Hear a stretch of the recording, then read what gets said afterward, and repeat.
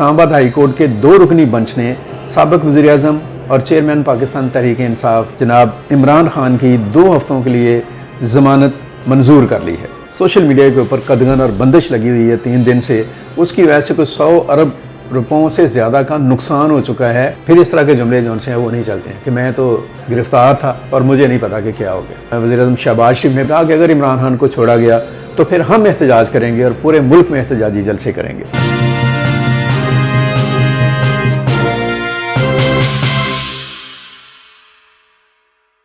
अस्सलाम वालेकुम व्यूवर्स, अशरफ सिल ऑफिशियल में आपको खुश आमदीद। आप जानते हैं पाकिस्तान में जो इंटरनल सिचुएशन है, ख़ास तौर पर सियासी हालात जो से हैं उनमें एक बहुत उतार चढ़ाव है और रोज़ाना की बुनियाद पर बल्कि लम्हात की बुनियाद पर उसमें तब्दीलियाँ आ रही हैं। अभी अभी जो खबर आई है और लेटेस्ट जो न्यूज़ है वो ये है कि इस्लामाबाद हाई कोर्ट के 2 रुकनी बेंच ने साबिक वज़ीर-ए-आज़म और चेयरमैन पाकिस्तान तहरीक-ए-इंसाफ जनाब इमरान खान की 2 हफ्तों के लिए ज़मानत मंजूर कर ली है।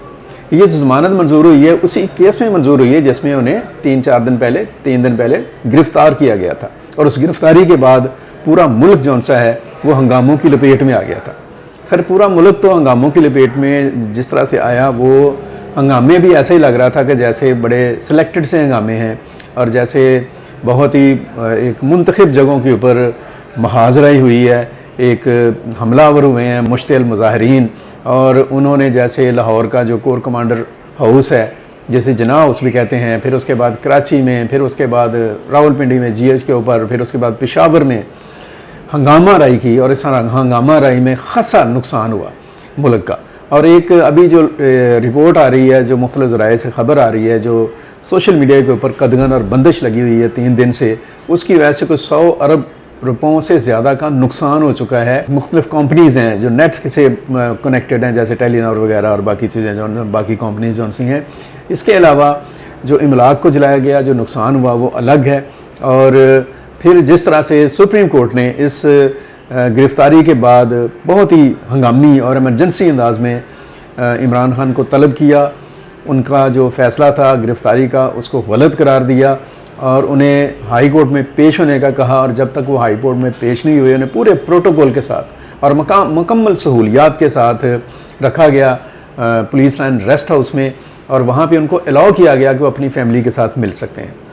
ये सारी सूरत जो है वो साथ साथ चलती रही है। आज भी इस्लामाबाद हाई कोर्ट में जब वो गए हैं तो बहुत सिक्योरिटी हिसार में लेकर जाया गया और इस्लामाबाद हाई कोर्ट ने इस मसले के ऊपर हेयरिंग के बाद 2 हफ्तों की ज़मानत दे दी।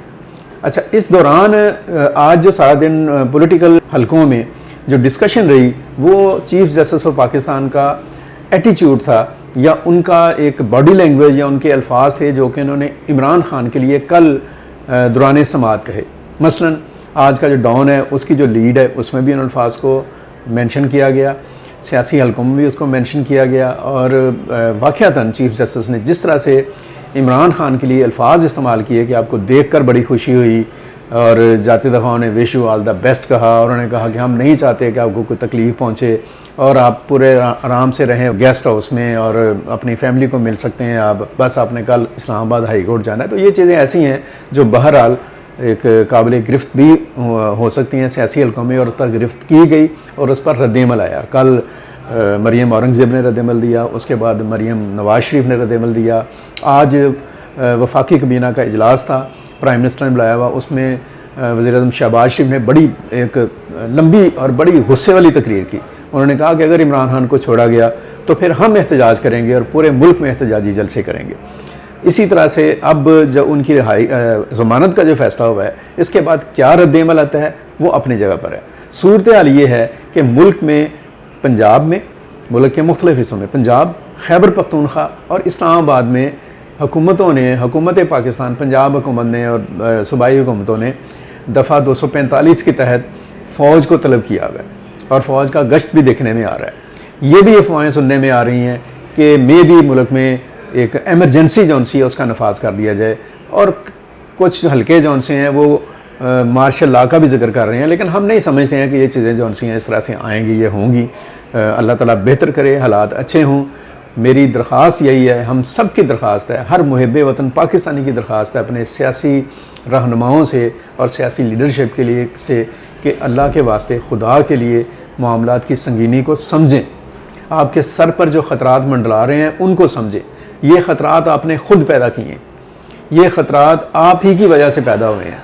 मुल्क में जो तवील अरसे से बदनज़मी है, एक इंतशार है, एक बद इंतज़ामी है, एक खिंचाव है, एक खींचातानी है, एक एहतजाज की कैफियत है, एक दूसरे पर इल्ज़ाम तराशी है।